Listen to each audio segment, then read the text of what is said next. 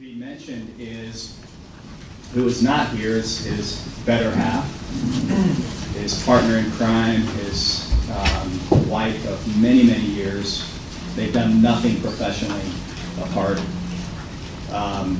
She also has a servant's heart, and it tends to be an amazing synergy where this servant's heart focuses out there on those people, and his wife, Jenna, has that same type of intense focus and empathy for the solutions, the vision for how to solve those problems and serve those people, with a tremendous inward focus on executing and serving those people inside the organization who actually do the execution. You match up, that type of servant's heart with vision, empathy, some other really special things about them as people and how they see the world, and you get the kind of success that has them here today to tell his story. So let's please give him a warm welcome, Rick Bartlett.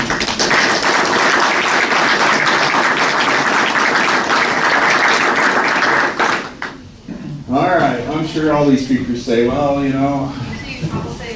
don't really like to talk about myself, which I don't. So when I agreed to do it, he said, hey, you like to speak? And I said, well, I speak. But he said, well, you speak about yourself? No, I don't want to speak about myself, but I will. I'll give you a little backstory about me, my family, my wife. Like Michael said, I'm big, you'll hear the word team a ton, because I am a firm believer that you can't get where you need to go unless you are a part of a team. Everybody has their skill sets and everybody has their different abilities, and that's been immense for my wife and I in terms of getting where we have been and where we are today. So a little background about, just so you guys get to know where I came from. I grew up in Colorado, small farm between Arvada and Boulder. Very, very faithful family in the sense of the word, and really hard work ethic in the sense of being a Midwesterner, if you will.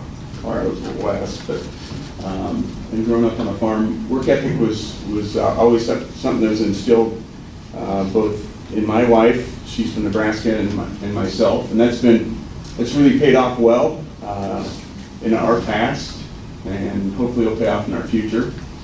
The ability to critically think, especially on the farm, was something I never thought I'd ever use again, but I think that's what a lot of our kids are missing today, and I try to get my children to think critically, work through problems, situations, and it's something that we try to coach within our organizations at the granular level all the way up through the executive level, is thinking critically and giving them the opportunity to not just try other things but make mistakes and then support the team in that mistake, and then hopefully they don't make that same mistake twice. And the adaptation to any situation. Life throws you all kinds of curveballs, and the ability to see how you rebound is the difference between success and failure in our world. So you guys are experienced in the C-level side of IT, and adaptation rate, I think, is actually getting a lot tighter in terms of bandwidth. I was talking to Mason a little bit ago. I think we've rewritten our system 3 times in the last 6 years, and I think that old legacy code of trying to get it to last 5 years just doesn't work anymore. And so, the adaptation rate of the things that we deal with today are getting tighter on us. So, I'm a big quote guy, and you can read them. I won't read them to you, but I some of those things kind of keep me grounded, keep our team grounded. Others that have paved immense paths, why reinvent the wheel? And like I said, in terms of our team, our family came up. We have a farm in Paola, and I said, hey, come up with a brand growing up on the cattle ranch, and they call it the 4S, but it's faith, family, friends, and my kids play soccer, so they call it football. I call it fly fishing, because that's kind of my release. But anyway, you know, that's the type of thing that we try to do, and I try to instill in my kids as well. We're big sports fanatics. I played football in college. My wife played basketball, and that's kind of where the whole team concept came from.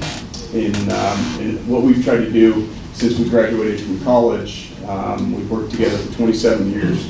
My wife had a little stint with State Farm out of college, and it was awesome in the sense of very, very structured management, very regimented in terms of their learning process, and she was able to kind of bring that into where we were kind of all over the board in terms of what we wanted to accomplish in management. She was able to bring some structure into it early in our lives, and that was very helpful.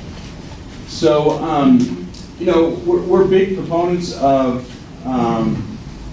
we live our life for others. You know, obviously, being a faithful person, I live it for the good Lord, but we also live it for our employees. And like I was telling Michael, our last stint at ATI, it's now Ascend Learning, you know, I think out of that entity, there's probably 25 to 30 of the 50 employees that basically was a game changer for them, and that's something that we are proud of in the sense of we were able to share because they're the ones that made us in terms of the team.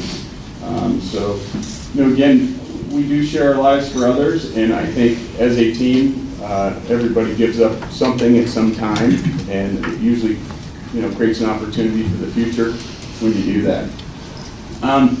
This is more just a little background about where I came from in my career. Graduated from college and moved to Great Falls, Montana, of all places. One, it's the windiest city in America. It's not Chicago.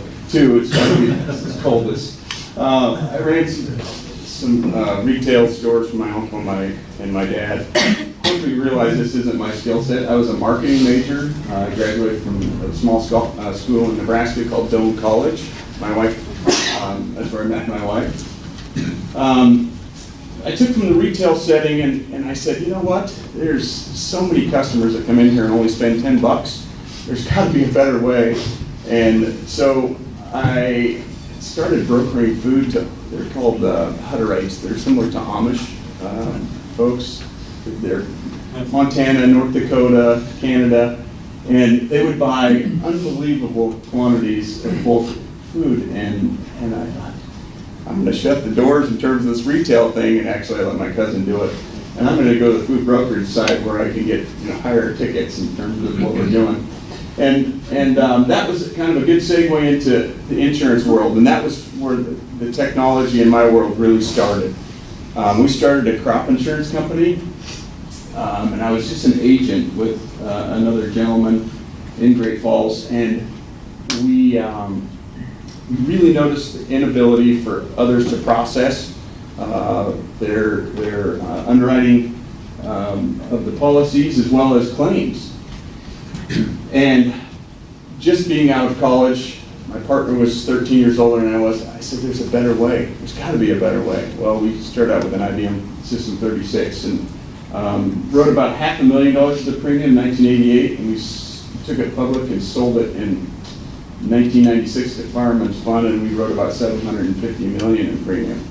And it was all based on our ability to automate that process. Agriculture at the time was behind. P&C, Farm and Ranch was even actually ahead of that curve. But that was my first real stint with technology and seeing the difference that it made. I have no technology background. Never. The last code I wrote, I think, was when I was a sophomore in high school, and it was BASIC. And so that is nothing, you know, in the sense of the word. We hire great people. We partner with great people. And I think Tom was our CIO, but I thought I was going to make it. But that is the big part of the team. We all have our skill sets, and I make the analogy of a football team, just because I played it all my life. A quarterback has a different skill set than an offensive lineman, both equal in terms of importance, but they're a different skill set. You know, a place kicker has a different skill set than a middle linebacker. Neither one of them usually can be interchangeable. Kickers don't like to tackle. I guarantee a middle linebacker can't kick. So, again, everybody has their part, and it's our job as C-level managers, whatever the case may be, is to find a position for them to fit. So Kansas City moved down here after during this stint of our crop insurance deal, started a pharmaceutical distribution company, automated it, really expensive meds, IVIG, intravenous immune globulin, and factor. And I had 3 employees who did about 25 million in sales. All I did, it wasn't rocket science, was automate the process of inventorying in doctors' offices and carrying them 90 to 120 days. And I charged them more, but I just arbitraged what that interest expense was, and the company exploded. So again, using technology as filling a void, finding a void in the market, and saying, how can I automate this process to be able to do it? Nursing, ATI, started that in 1997. We started with another couple. My wife used to run with a gal that was a nurse. Her husband worked for a nursing testing company here in town, and said, you know what, there's got to be a better way. So we started out with one test to be able to determine if they could pass their boards or not. And that was in 1999 when we wrote that. The standard in the industry was to have 2 to 4 week results come back to them. All we did is take bubble scantrons, run them through a fax machine, and then they scored on the backside. The dirty little secret was we had about 30 people going and making sure this bubble scan were graded correctly, but we had basically a day to 2 day turnaround where everybody else in the industry was 2 weeks. So that morphed into us being able to automate online education in the nursing space. So from just 1 test to 20, went from doing the full curriculum for fundamentals, pediatrics, basically the whole fundamental process of nursing. And we always used to say, don't determine us as the determining factor if the nurse succeeds or not, in a sense, in the classroom. Don't use us as the sole purpose to do that. It ended up being that way in the end. We came out with a test called Essential and Academic Skills, called KCITLS. This, again, is not rocket science. All we did is go buy the items from the University of Kansas for standardized tests for 11th grade, and basically posted them, did all of the standard deviation, all the stuff behind it with psychometricians, and that test today has generated over $300 million in revenue between us and Ascend Learning. Again, automating, finding a niche, finding a need in terms of how do you get that product to them, and then delivering that product in a cost-effective manner. So we sold ATI in 2008, sold it to Providence Fund. Under non-disclosure, I can't tell you how much we sold it, but it was anywhere from 0 to 250 million, and it was just a little bit below 250 million. So it was a really, really cool event for a lot of people. That's probably the most gratifying aspect of anything that my wife and I have ever done, is seeing the life changes that's done. So we're really honored to do it. Now, we're doing about 40 million in sales. I think they're doing 100 million now, so I guess I sold a little too soon. But just seeing the difference that it makes in terms of the people that worked on it as hard as they did in terms of the team. But also, one of the big missions that we have behind our, my wife and I's philosophy is we always try to create or enhance somebody's life. If it's an end user product, is there value? And that's one of the key principles that we always start out with, to say, is this making someone's life better? Not just our team members in terms of internally, but that end product, is it making their life easier or better?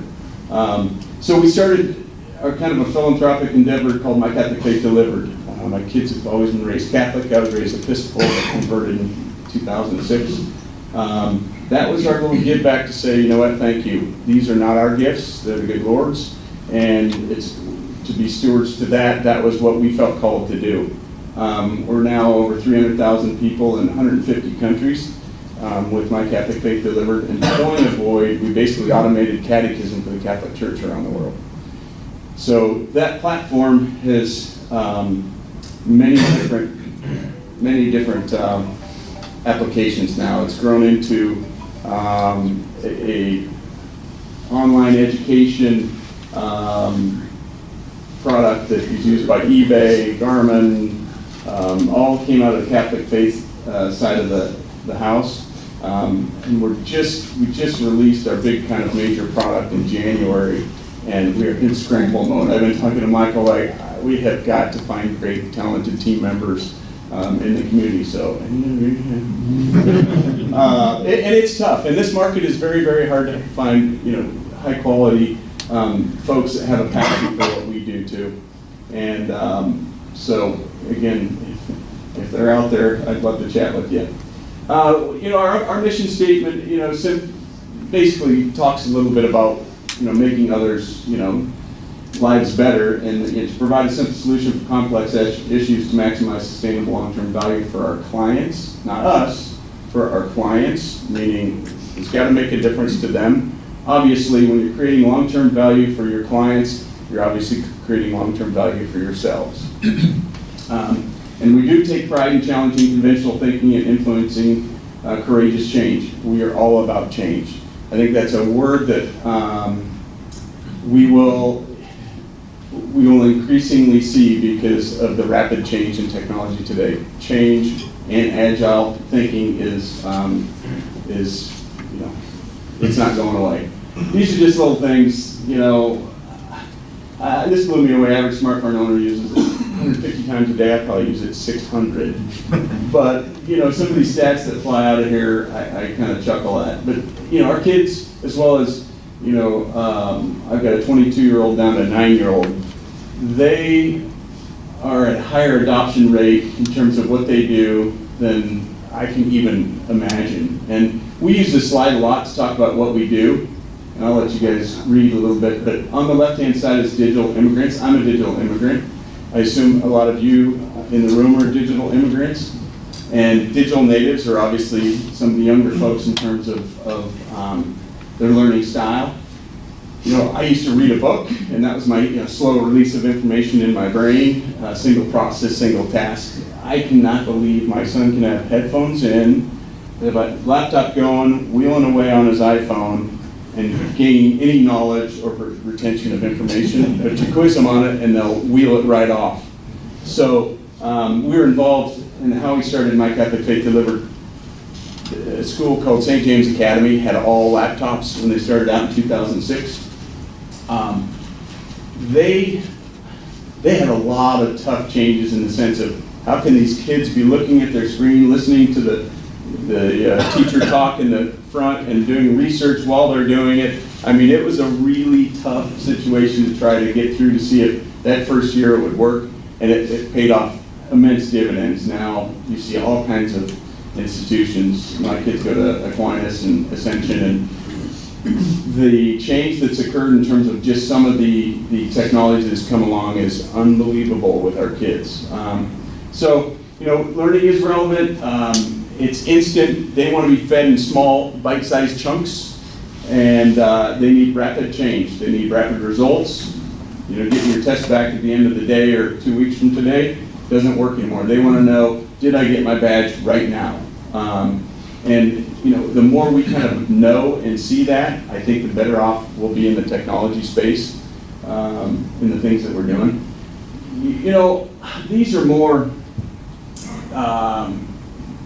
guiding points in the sense of, are you aligned in the sense of what your business process is, and are you, who you're trying to serve? It comes along with, our philosophy, and we ask ourselves a lot of these questions before we do much. Who are you trying to serve, and is it making it better? The ever-present question of build versus buy, that's a determination. Here's Tom, our CTO. How are you, Tom? That's a business decision, but often there's so many things that come into play now that, you can buy versus build in the sense of, are you trying to create value in the business entity in itself. We're a software entity, so hence we probably ought to build it because we need to own it, because we need to control our own destiny. There's things that we use, whether it's JW Player or something else in terms of a third party, but that code we need to control. If it's an entity in terms of a passive LMS and you're just trying to teach some leadership, that's a lot different. Why would you build something like that? So these are things that we kind of constantly struggle with, and as technology changes, we're actually buying more than we're building currently. So,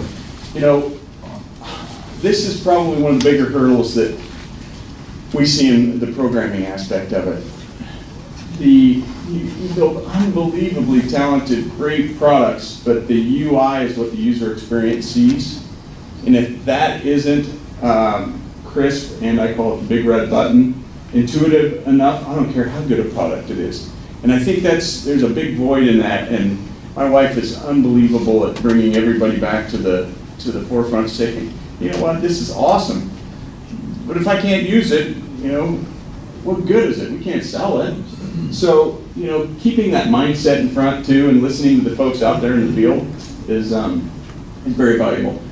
80-20, just get the product out there. Everybody tries to be a perfectionist. Get the product out there, let the users use it, and then come back in and start creating, what the user actually needs or wants, or, you cannot be perfectionists anymore, especially in the agile world. We try to, but it just, it impedes progress. Again, you have to stay agile anymore. Just rewriting code every 2-3 years, writing APIs or whatever the case may be in terms of what you're trying to accomplish. You have to be agile. We say this in terms of breaking the mold, but great quote from Henry Ford. He didn't invent the automobile. There's Germans that were invented. There's a lot of folks, but he was the one that mass produced it in the sense of scalability. And he continued to failure is simply opportunity to begin again. This time more intelligently. Make mistakes. Everybody needs to make mistakes because that's how you learn. You learn from them. I've learned more in the mistakes that I've made than the successes that I've ever had. So, we foster those mistakes. They're painful sometimes. Tom can tell you. It's brutal, but you know what? You stomach it, learn from it, and go on. As long as it wasn't malicious or they did it multiple times, support it and move on. And then, the thing about celebrate the great things. We don't do that enough. It's like standard mode of acceptance. Well, that deployment date was supposed to be on that day. Well, yeah, it was, but you got to celebrate it because most of them you didn't deploy it on time anyway. So,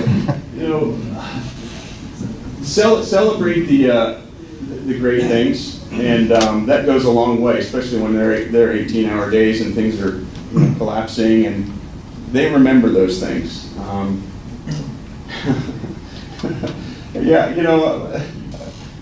My wife hates this. Life isn't a box of chocolates. It really isn't.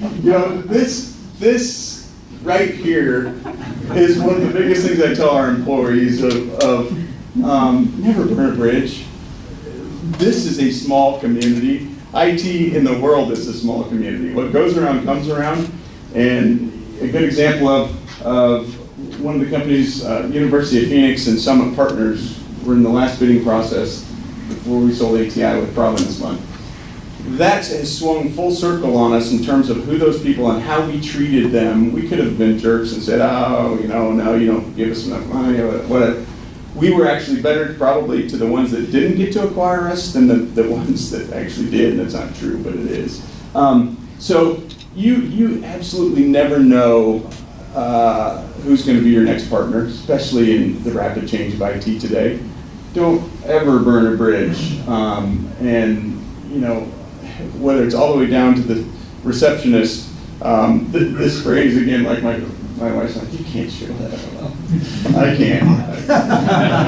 Thank you. So anyway, this is about you guys. I want to answer any questions. You know a little bit about my world, and if it's a technical question, we can ask Tom. in terms of, and Tom was the genius behind ATI2 in terms of its code. So I swooped him from that. Actually, it was a technology company we owned that we did not sell with ATI at the time. And so he has been the brainchild behind everything that we've done, and it's just a brilliant, brilliant partner. So you've got the tail end, good positive exits. What did you do for capital raising? That's always a challenge in Okay. Kansas City. So I have two theories. I don't like OPM. I don't like other people's money.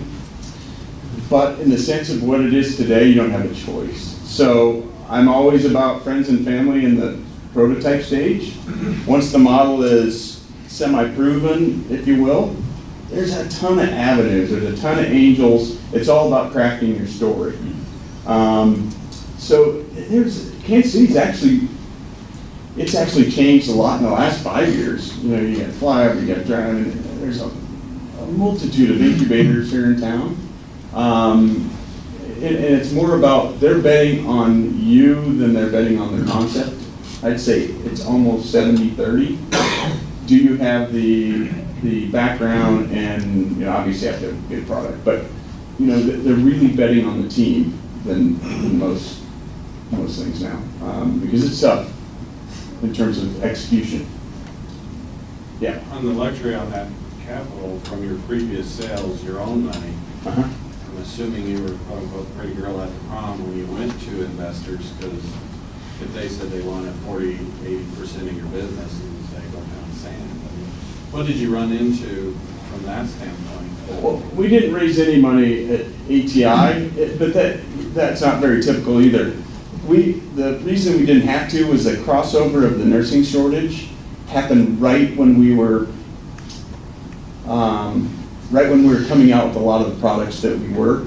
So, you know, we borrow against lines of credit, do the friends and family. It was bootstrapping it, and then that crossover actually happened when we the lines of credit ran out and the rest of the bootstrapping stopped. But we got lucky there. In today's world, you know, there's two cautions I have on. There's a phrase called pari passu, which is equal in terms of common shares.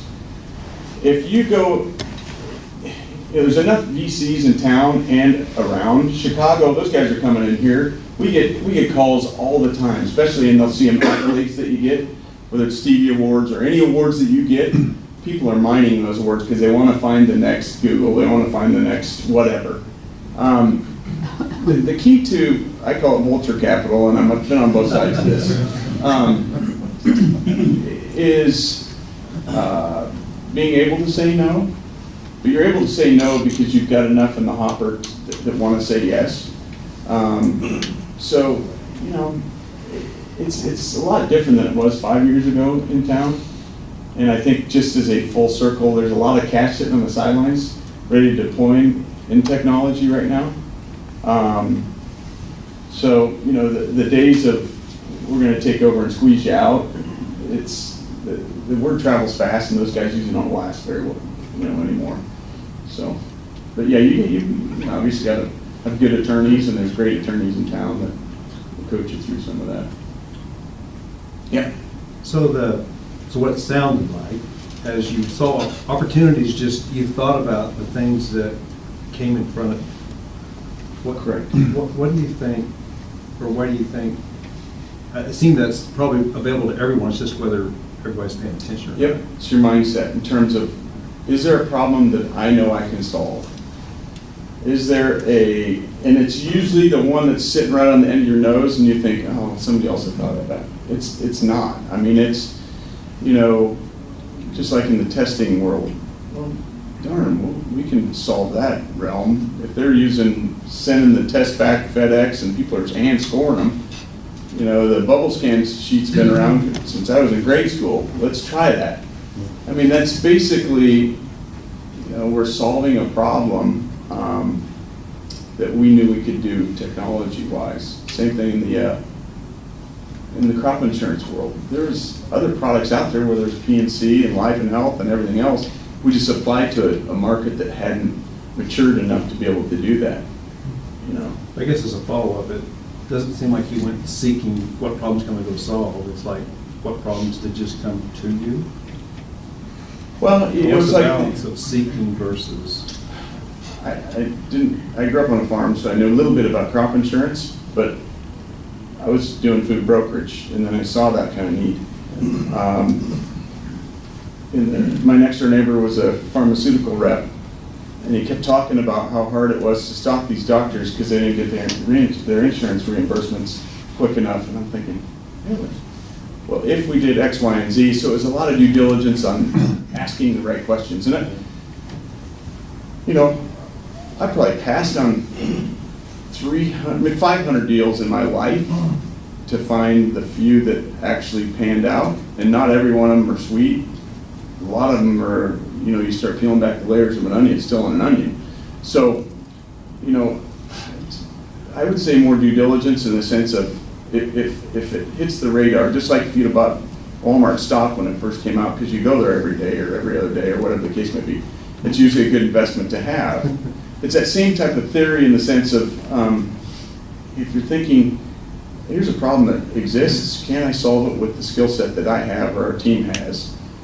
And then asking the right questions to say, has somebody else thought of it? Has somebody else failed at it? Is there, and a lot of it is just persistency, never give up. And I often tell entrepreneurs that are just starting out, if you knew how hard it would be to begin with, you'd never do it. But you can't go into it. It's a passion, it's a dream, and then, you just put your head down and go till glass breaks. You just don't stop. So, those are kind of some of the things that churn through our brain when we do these things. Yeah. So you started off in pharmaceuticals without really having a foot in the door, same kind of thing with nursing education. What got that initial foot in the door that you knew you were into the point where you wanted to grow? He was a pharmaceutical rep. He's my next door neighbor, and he was talking about the issues of physicians they couldn't stock the medicine for the patient because they didn't have the cash flow, the lines of credit, to get the reimbursements in time. And I'm thinking, the bells went off in my head. Well, the first question I asked him was, if you charge more to the doctor's office for the product, would they pay it if you gave longer terms? If you gave longer terms and you said, don't worry about it, I'll just keep your refrigerator stocked, because it was a refrigerator product, is there value to that? And those are the questions I started asking. And then when they started coming back, yes, yes, and yes, then I said, okay, how do I get licensed with the state? How do I create the software to do the inventory, start doing the due diligence around that? The nursing thing was, when my wife was running with the gal, she's talking about her husband and worked at a nurse testing company, and Jiminy Christmas, it took 2 weeks to a month to get their results back. How many questions are on the test? 180. Why?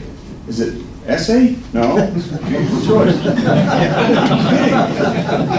How do you get the items to right in terms of the questions? Well, they just hire nurse educators, and they'll pay them $3 a question, and you match it up to the curriculum of the NCLEX, which is a national licensure deal. We can do this. So that's the kind of mindset, and then just asking. It was a little longer span in terms of what it was. Can we round up the nurses in terms of their specific curriculum? One of the things that we did, and I said, we have to get credibility quickly. Let's go find the gal that wrote the med-surg book, the gal that wrote the pediatrics book, and ask them to be on our advisory board, and we'll pay them $100 a month. Just read some questions for us. Can we use your name? And that was our credibility. So, those are the types of things that we, that kind of create that ask the next question, move to the next step. Is this true? Is this real? Is this sliced bread? Or has anybody thought of it yet? Just kind of a follow-up, not to focus on your failure. Was there a project where you started down that path, where you had your foot in the door, and then you're like, well, like you said, you started. Yeah, there's a lot of too them. much. There's a lot of them. Where do you build that one? Go forward. persevere. Until you hit that brick wall to say someone else has done it and they did it in a better way than you could conceptually think of to do it. You know, I look at, one, can you scale it? Is there scalability through automation? Two, is there a for sure product on the other side that you can't get me too'd? If there is, can you get there faster than anybody else in the market to do it and do it better? Are you know, we're kind of on the bleeding edge right now in terms of our technology, maybe cutting edge now, but, you know, are you going to be ahead of can you sell this thing? You know, we get bucketed as an LMS and a CMS, but we're social collaboration, we're, you know, incredible creativity tools, we're all kinds of things within it. They throw you in this little bucket, you know, and okay, well, we'll play in that bucket until the market gets there. And then I talk about that. If it's a pipe and you're able to put a product through it, can you shove 50 more products to that same pipe? That's scalability to me in terms of revenue too. It's not just a one-shot deal. So those are the things that keep me up at night. Yeah. Are you dreaming big, starting small on the content management to where it's enterprise content to the Catholic Church worldwide? Yeah. Cool. Yeah. I mean, How do you get to that dream big? yeah. Start speaking Italy?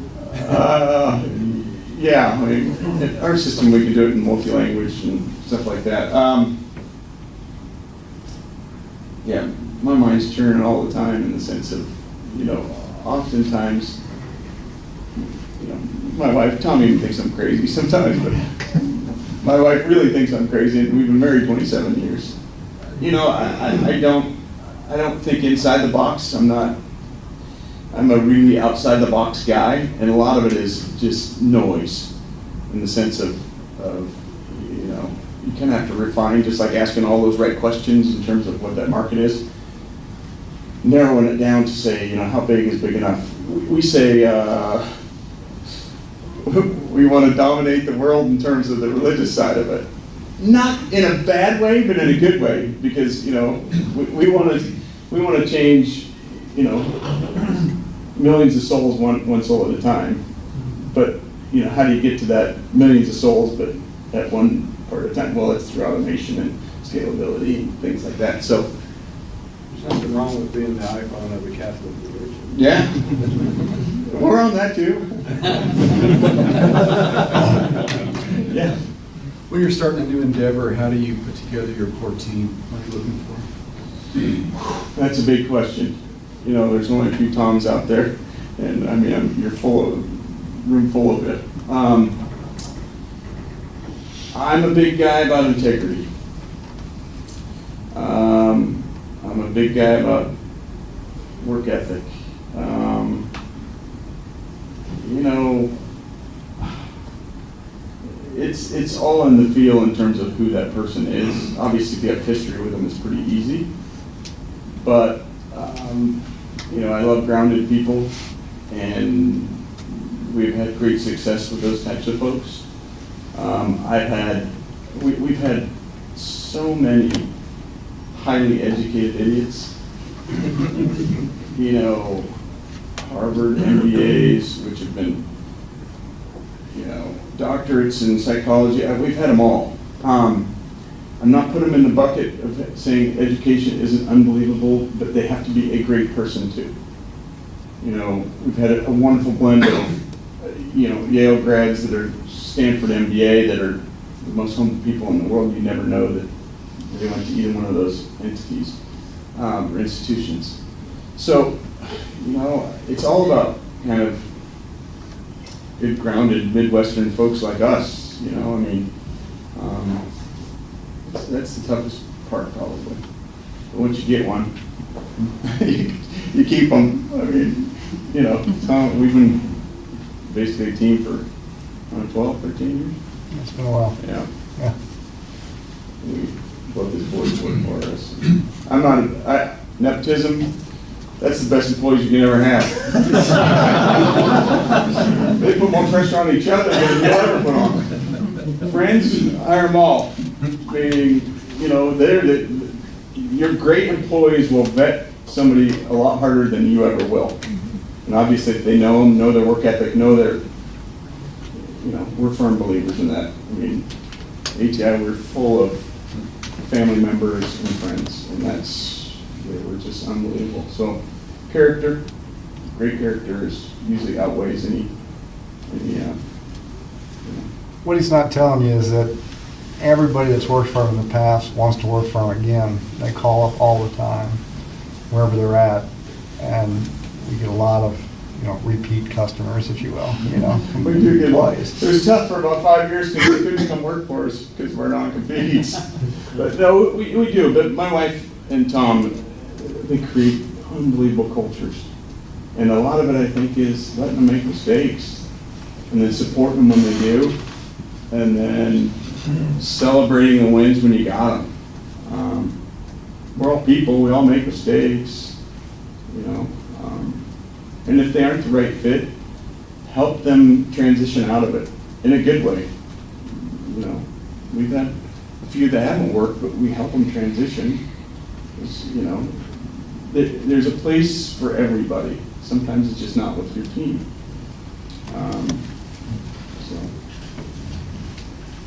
So a couple quick questions. Have you won any interesting awards lately? We did. We just won a couple Stevie Awards, which is, it's big, American Business Awards. And I think we're up for 4 more here. We'll go get those awards in September. And it's based on the customer's feedback. So those are the best awards to win. Because if you're making a difference for them, you're creating value for yourself too. So, yeah, thanks. Yeah, we've won quite a few awards in the last 3 years, and it's kudos to these guys because they write this unreal code. What kind of a car do you drive every day? Ford truck. I do. And then for Tom, what's he not sharing that you think he could and should?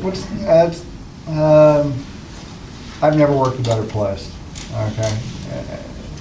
There's just a family kind of attitude, kind of feel for it.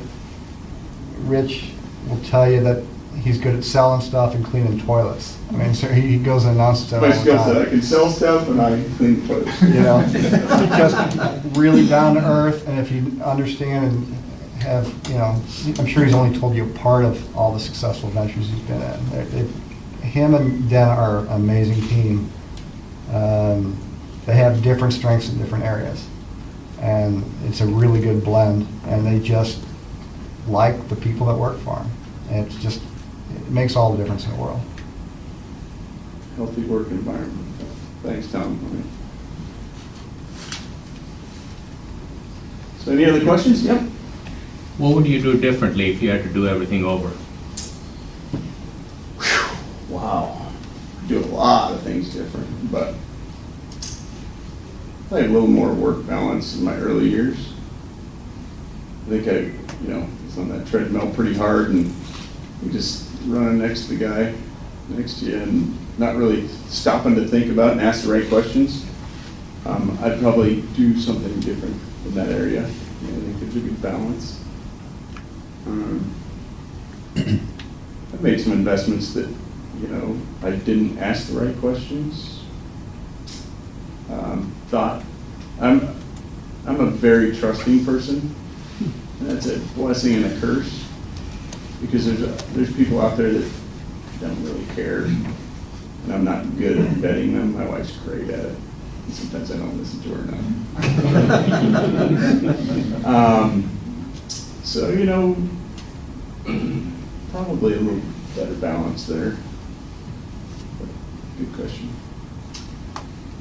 We talked a little bit about this, but talk about how fear played or didn't play a part in your journey so far professionally. Fear's a great motivator, man.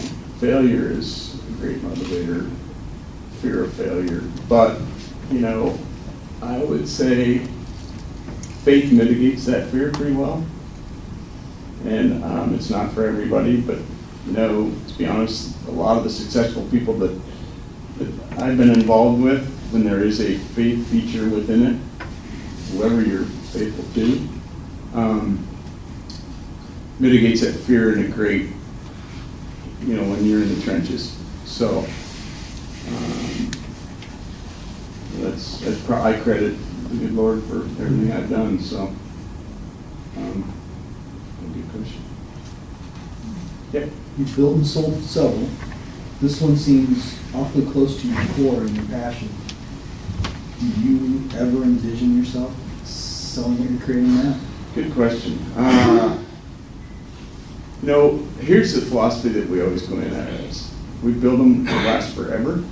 If somebody wants it worse than you do, they can have it. So, I say no, but no is a strong answer.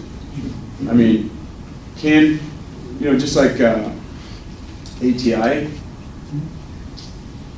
it was time, in the sense of all the people that were involved with stock options and, everything. It was time. You can't ever create an event in people's lives unless an event occurs. We could have, done the VC thing and sold 60% and then had them come back and then had to work for somebody else. And, that's not, we built a bench, handed it off. I stepped out as the chairman, and our CEO stepped out the day they took the keys by design. And, they said, well, okay, now we bought it. Tell us really what we should do. And I said, not a thing. Leave it on autopilot and let it go. And they were, this year they were within 5% where I told them they'd be in terms of revenue when we sold it.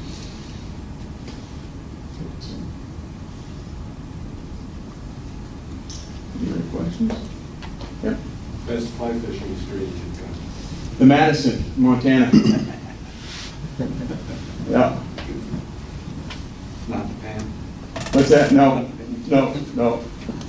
I like Yellowstone and Jefferson too. So it's almost 6:30. Wanted to say thank you. We have a thank you card for you and a donation to Catholic Charities. Hey, thanks. Very much appreciate your time. Absolutely. I enjoyed it. You guys know this. Please stick around if you want to, but catch up with friends, make more friends. That's a huge part of this. There's still some food out there, so hang out as long as you would like. And definitely come up and introduce yourself. You can tell this is the kind of guy that's going to appreciate that, and I don't have to whisk him out the side door. So thank you very much. Let's give him a warm